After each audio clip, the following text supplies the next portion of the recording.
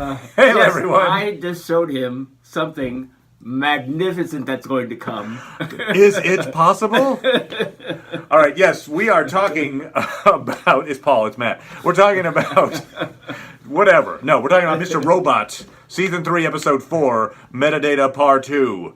And we were just discussing how difficult it is to describe this episode because a lot happens, a lot of different points of view. A lot of stuff. But basically, it's Darlene-centric. We start with Darlene on the subway. There's a pickpocket.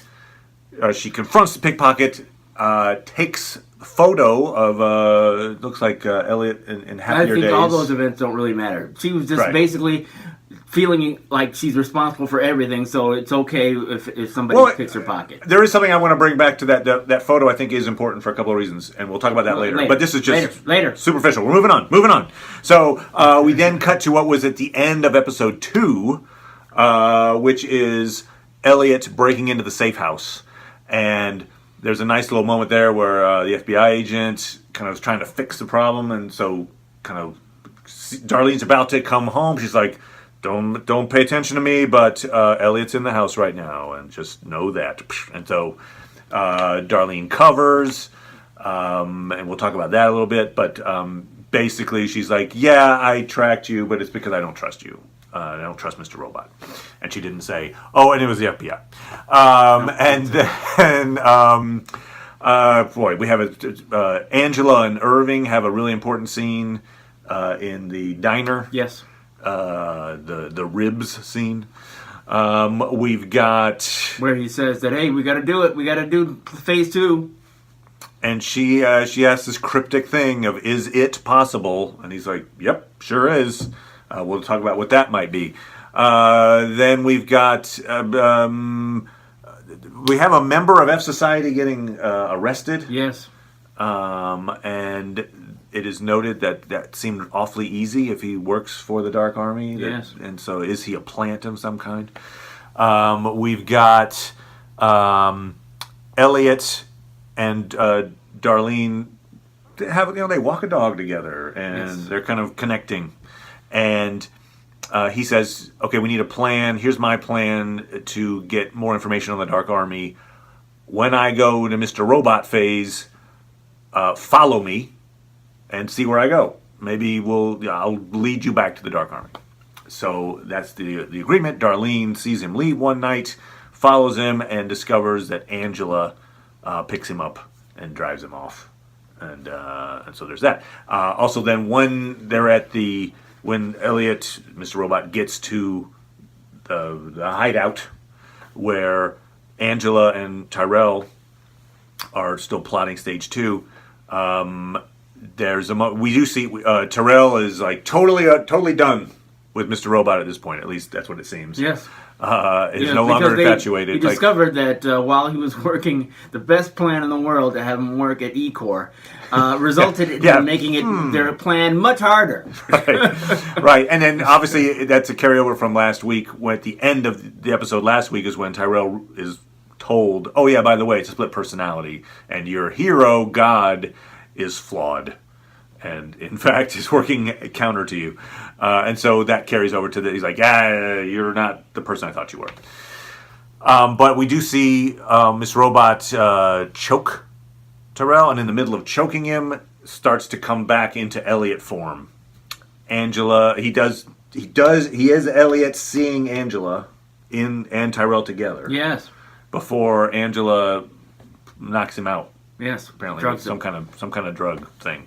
And he is then Mr. Robot, and Angela's talking with him about planning continual. They're like, "Oh, are you Elliot? Are you not?" Yeah, now you're a robot. Okay, good. Okay.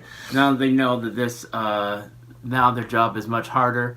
Tyrell goes to. I always forget his name. Your favorite. Irving. Irving goes to Irving. He's like, "I can't do it. I can't do it." But Irving is assuring him that he can.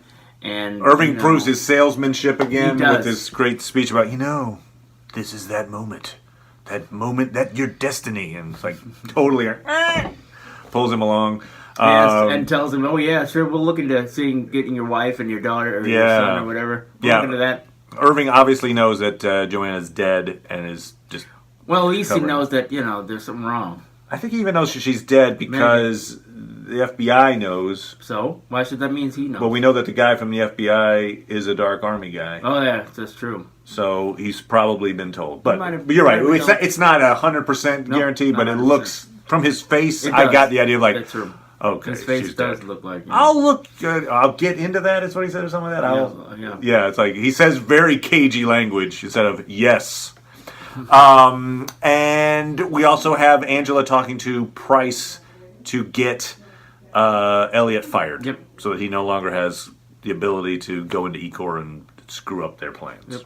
And we also know there's the deadline. The timeline's been moved way up, and they're like, okay, we got to do this thing. And I think the reason the timeline's moved up is from what we learned earlier in the season. Probably. I want it to coincide with this vote. Yeah. And the UN vote. Yeah. So a lot's happening. Anyway, boom, movement. This is kind of a pushing the plot forward. Oh yeah. Episode. Yeah. So let's break it down a little bit. First, your overall thoughts, sir. Oh, I liked the episode a lot. I thought it was good. Yeah. No, I enjoyed Darlene's performance. I think, and it was nice this to conflicted person. I would like seeing Darlene and Elliot come together. She was really angry with him, and I wasn't clear that she was aware that there was that dichotomy between her Elliot and Mr. Robot as much, but it was clear that she knew, and she has one set of feelings for Elliot and another set of feelings for Mr. Robot. Yeah, I mean, when she probably doesn't recognize Mr. Robot as anything like her father, I would think. Well, that's a good point. Does she see any residual fatherness in there? You're right. It doesn't seem that way. No, I mean, if you were to, if you think about the episodes where you had a flashback there, actually, there's definite difference in how, their father behaved, or I'm blanking on the actor again. Christian Slater. Christian Slater playing the father and playing Mr. Robot. It's he's far more confident and assured as Mr. Robot. So she being Darlene, plays this off well in avoiding telling Elliot that the hack that she put out was in order to aid the FBI. Right. And one of the things she says, so she's speaking the truth, but it's also partial truth. Sure. Right. And so one of the truisms she says that really affects Elliot is something to the effect of like, I'm not going to let you hurt me anymore. Right. And I think Elliot didn't realize until that moment that Mr. Robot was hurting was threatening her in some way. And so that, I think that really, that's all she needed to really say in that moment to like put him in the, I get, okay, yes, whatever you say, I agree. I think because that was a powerful thing, and it's true. She's not making it up again, but it's where because their bond is very strong.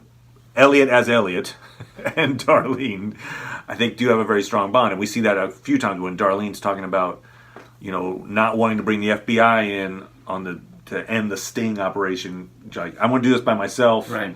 And this is going to cost me my brother, and she is aware that there's a huge price that's going to be paid because she doesn't have a lot of people that she can confide in either. No. And I do feel like the name of the episode, Metadata, I think comes back to, so first of all, they mentioned, Elliot mentions metadata when he's talking about photos. He's like, hey, you know what? When you post a photo on Facebook, you're giving them all kinds of information about yourself through the metadata. Oh. What camera you used, when it was taken, where it was taken, all that kind of stuff. So he's like, the metadata, you can actually learn a lot through metadata. And I think he's talking about that in connection to how he traced the location of the FBI thing, because they clicked on a link and then he used the data to go and find them. Anyway, he talks about metadata and how important that is.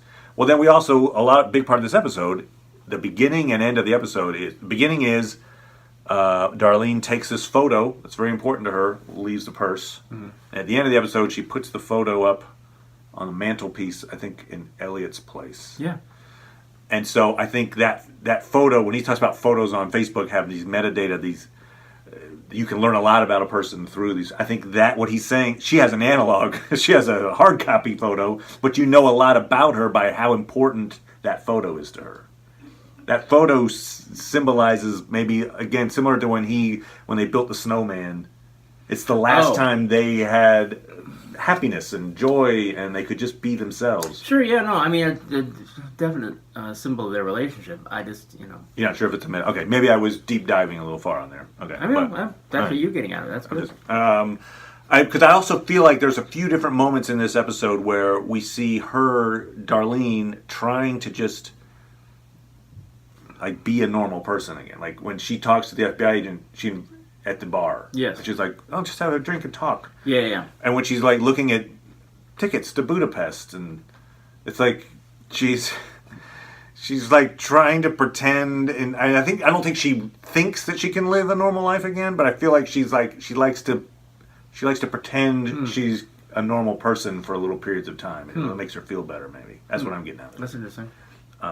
Because her life and Elliot's are obviously not anywhere near normal. Yes. Ever again. Yes. She even says something like, "Oh, this is weird." Like when she's going to follow Mr. Robot, she's like, "This is weird, but we're past weird." Yeah.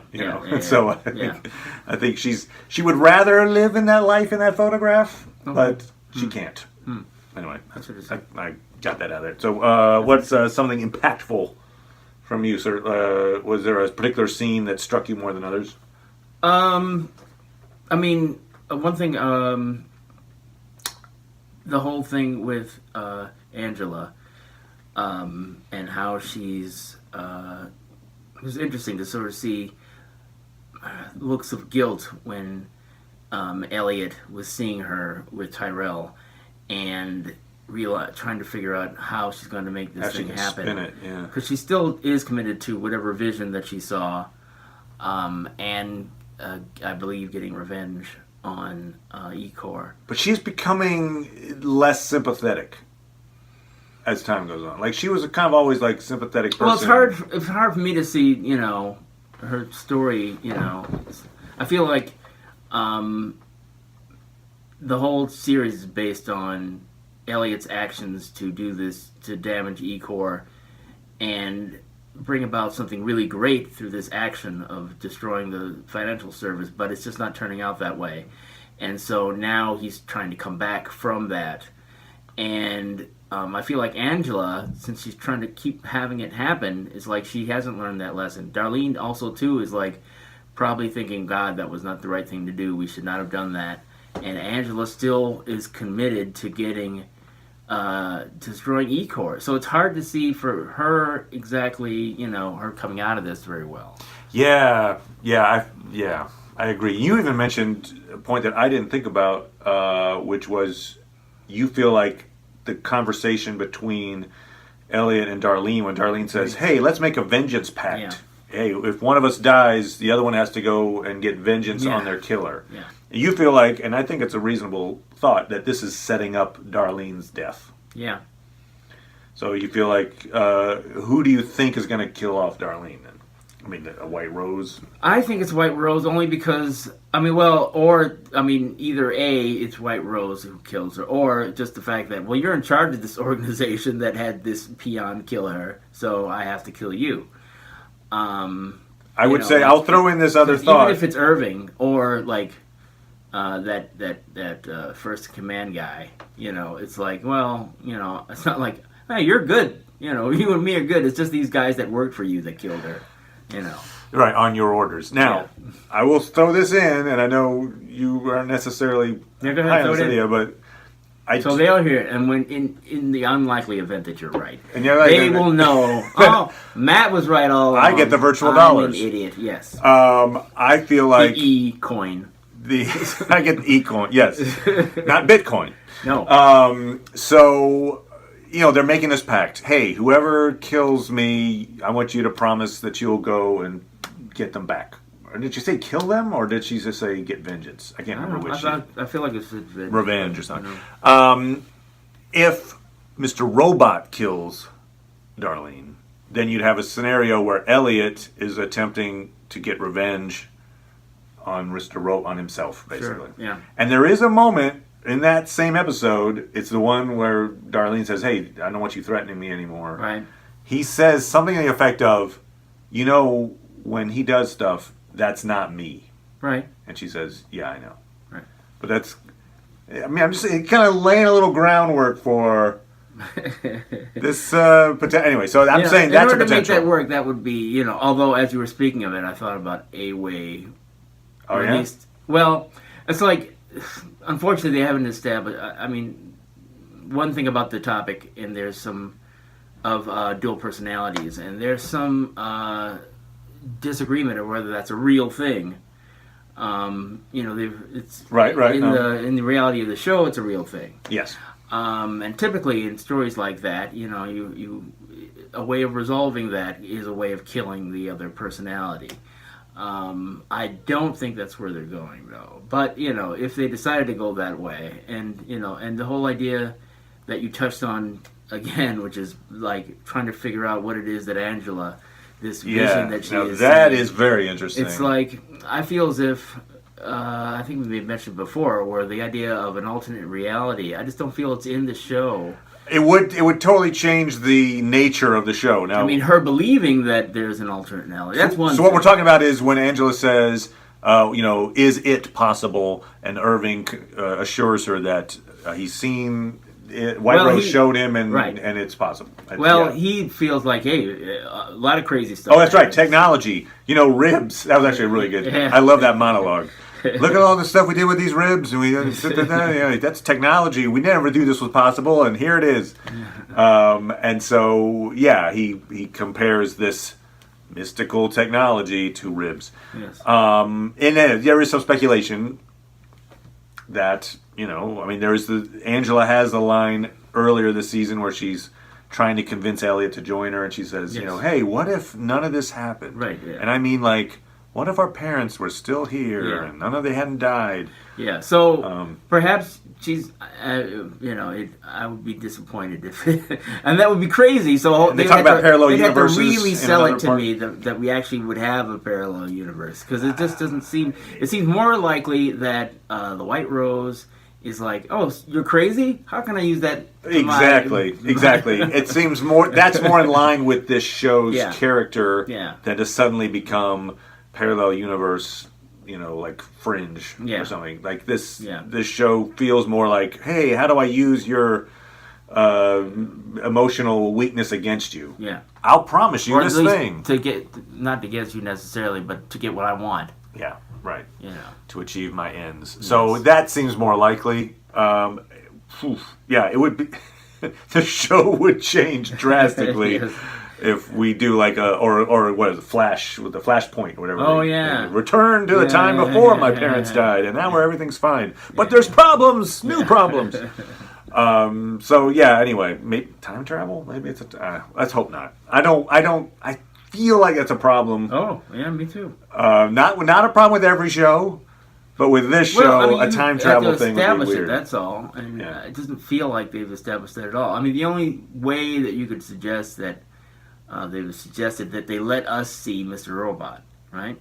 So no one else sees him though, but we get to see him. Right. So the only way I think that would work is that if we should look at the whole series in some way as, was there some actual character that was there? Oh, I see what you mean. Okay. I don't want to do that. Okay. I don't want to actually do think that. that. Yeah, okay. All right, very good. Tyrell, interesting with his just complete Yeah, that's another denial. example of somebody who has delusions of grandeur. And so majorly, and so narcissist. Another person who somebody who has delusions of grandeur. Let's use them to do the activities that we want to have happen. Right. Basically, Irving says like, you're the god. Yes. You were all this time you were relying on this guy who was flawed. You're the god. Yeah, and you can look at his whole story through the first season of him trying to achieve something and prove something to his wife, and then when world was crumbling, discovering that this incredible thing had happened, and like, I want to help you make this happen, and ooh, you can put this gun to my head, and if whatever happens, happens, but if it, something magical happens, we must be, right. these incredible creatures. Cause and effect. It's like, I think the way the show views is that there are people who are clearly desperate and will do crazy things, and finding those people who are willing to do these things that make these terrible things happen, is something that people in power love to do. It's like, oh, you're going to have this thing happen that, is going to cause chaos, and then I can come in and get everything as a result of it? Ah, yes. So what did you get out of Darlene's bar meeting with Dominique, the FBI agent? I got the notion that, as we just mentioned, that she was just trying to have this little moment of normalcy. But was there anything else in it? Did you see in that scene, or it seemed it was odd at first? I was like, "Where is this going?" But I kind of that's what I got out of it. I mean, there was that, and there was also, the agent trying to, reestablish making the plan happen, but you couldn't do that the way that Darlene just wasn't going to let that happen. And we do see that the agent has sympathy for her, Darlene's but plight. the dogged nature of her personality is such that she she's not as good at reading people and understanding them, so that works against her. But she's trying to get through it in order to solve the case. There was also the scene where Angela's talking to Price, and she's convincing him to fire Elliot. And it seemed odd at the time, like it was a very repetitive scene where she keeps saying, "Hey, I'm not going to tell you why. If you need to know why, then just say no, because I'm not going to tell you." And it just kept going, but it's my feeling that they were establishing not merely the fact that Angela is, wants this thing to happen to make the plan go through. That Price should be suspicious, right? And so when the time comes, that was a great point in that. It's from her standpoint, it seemed odd that she was repeating these things, but from his standpoint, it will be clear later when this. I think eventually this thing has got to happen, or it's going to be almost happening. Everyone knows it's about to happen. Right. Stage 2, and so then it would be very easy to connect the dots for somebody like Price to go, "Oh yeah, like a couple of days ago." The one person who could probably help fix this thing, I was told to fire and not given a reason by Angela. Let's go. So that's another one of those you were saying you were wondering about her future. Yes. That could be that's one way. I mean, like, think of all the people that know about her involvement now. Yes. Darlene knows. Right. Which means probably the FBI knows. I don't know if she mentioned it to them. Yeah. Elliot knows, although he's drugged up at the moment, but he knows. Right. And now Price could know through. I mean, a lot of people are aware of her involvement. So it doesn't look good for her. I would say. So we're saying Darlene and Angela, the two female leads. Well, that's why she's got the FBI agent who can. That's right. She may be the last person standing. That's right. Right now, anyway. So So do you foresee demises happening then, as opposed to like arrests or? I'm inclined to think that, but I mean, right. I mean, then maybe they'll arrest Angela. So next week is apparently a commercial-free episode. Oh yeah. So it's just straight on till morning. Yes. Which is interesting. Does that mean that this next episode has special import? I mean, it's episode 5. Usually you're in the middle episode, you're still doing like table setting, but maybe that means this particular episode's like, whoa! It seemed like, I can't imagine them having too much to happen before this, meeting. Okay. And having the event happen, so. Right, so the timetable got moved up, and Terrell's like, hey, if you, Irving, can arrange for my wife and I to escape And everybody's like, sure, whatever. Then, and I also need the Dark Army's help, the resources of the Dark Army to get these 71 shipments all to get to the right place. And apparently they have a weekend to do it, more or less. So it's like, go, go, go, go. But you get the idea that with the Dark Army's help, that they will be able to pull that part of the plan off. That they will be able to get these shipments all in the same presumably. spot. It's not the only thing he's done, but Right, and then there's some other, trickery that's going to need to be done, and then there's also this: is it possible? Yeah. And I get the feeling it is related to the stage 2. Am I wrong about that? I don't know. You think maybe it might not be? Like, in conjunction with stage 2, we're also going to do this time travel. I don't know. I mean, but like, in other words, is that a carrot? Is that a carrot to make stage 2 happen? Is that what you're saying? Yeah. The thing that it is possible? I mean, the it possible is just what she imagines, I think, is just that whole, this will undo everything, but I mean, unless you actually have a way to have that undo, it seems like it's just a fake carrot. Yeah, but I mean, I guess in other words, is it like we do stage 2 and then 3 months later we do this magical thing? Yeah, I would. Or assume. is it at the time stage 2 happens, magical thing happens? I mean, I'm not sure. Yeah, okay. No, because you have to know exactly what that thing is. Yeah. I would think it's like, I mean, if she thinks that, the magical world will come, if that's what it is, from an explosion. It's called a TI-30 stat calculator. It can add and subtract. Yeah. So if she thinks it's going to come as a result of a building blowing up, then, she really has a tenuous grip on reality. Yeah. So, So I guess my point being, if we get to the edge of stage 2 in this season, which I think we will, or get to that, will it happen or won't it? presumably. We still may not get to the that it could be preserved for another season, perhaps. Like they could put that off. Or what do you think?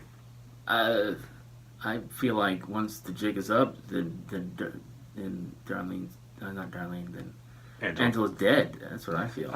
Or she's exposed. She's exposed as part of the plan, and then she, goes to jail. Right, the face of the plan. They don't need to, I mean, when I was talking about personalities that do crazy things, is assassins. It's like Sirhan, and all this other stuff. I often think of the movie with Mel Gibson and Julia Roberts, where he's a soldier whose mind is manipulated to the point where he can be triggered to kill someone. And part of the triggering is him buying Catcher in the Rye books, because apparently a lot of assassins really like Catcher in the Rye, so he's got a whole bunch of Catcher in the Rye books until the point where he's triggered, and then he goes and does his Winter Soldier. Winter Soldier gets the right. Say the words. So it's basically somebody who's mentally disturbed or disabled or whatever, to get them to do an action, and after that you don't care about them. They die. Who cares? So, I got you. So this whole plan. It's unfortunate that she thinks it can happen. Right, but you're right. Dark Army would view them as pawns and tools. Yeah. They're like, oh, we've done it. Now get rid of all of them. Yeah. All right, they're done. Yeah. Yeah, you're right. Their lives would be expendable. Somewhat forfeit. Yeah. After successfully completing the plan. Right. Yeah. Yeah. Good call. So, for their sakes, hopefully the plan doesn't come about. Yes. This show will have a season 4, so we assume someone's going to survive. Anyway, so yes, that was episode 4. Yes. And next week, commercial-free episode, so I assume that means it's also longer. It's not just going to end at 40 minutes in, and we're done. Hey, great. So a lot will happen next week, and we will be here to talk about it. In the meantime, we'll also talk about Star Trek Discovery, and I have my tickets for the IMAX viewing of Thor Ragnarok for Sunday. So if you're up for if you've seen it, maybe we can chat about that too. I definitely plan to see it. All right, cool. That's it for the Dork Lords. Bye, everybody.